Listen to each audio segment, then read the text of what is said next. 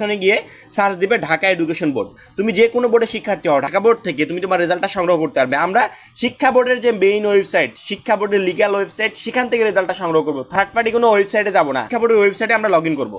Log in করার সাথে সাথে দেখতে পাচ্ছ ঢাকা এডুকেশন বোর্ডের যে ওয়েবসাইট, সেখানে আমরা চলে আসছি। এখান থেকে দুইটা মাধ্যমে তুমি তোমার রেজাল্টটা চেক করতে পারবে। উপরে দেখতে পাচ্ছ, একটু জুম করলে দেখা যাচ্ছে রেজাল্ট আর্টশিপ নামে একটা অপশন আছে, এখানেও তুমি রেজাল্টটা চেক করতে পারবে।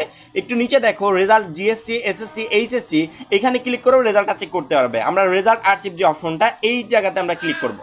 ক্লিক করার সাথে সাথে দেখতে পাচ্ছ আমরা যেখান থেকে রেজাল্টটা চেক করতে পারবো সেই পেজটা আমাদের সামনে শো করছে। এখানে আমরা আমাদের roll number, registration number, total A to Z তথ্য দিয়ে রেজাল্টটা সংগ্রহ করতে পারবো। প্রথমত এক্সামিনেশনের এখানে আমাদেরকে এসএসসি দাখিল সিলেক্ট করতে হবে। পরবর্তীতে ইয়ারে এখানে 2024 দেখতে পাচ্ছ, 2024 অলরেডি কিন্তু উঠে গেছে, কারণ কি কয়েকদিন পরে রেজাল্ট দিবে, এই জন্য 2024টা অলরেডি তারা আপডেট করে দিয়েছে। পরবর্তীতে বোর্ডের এখানে তুমি যেই বোর্ড, সেই বোর্ডটা সিলেক্ট করবে। তার পরবর্তীতে রোল নাম্বার দিবে,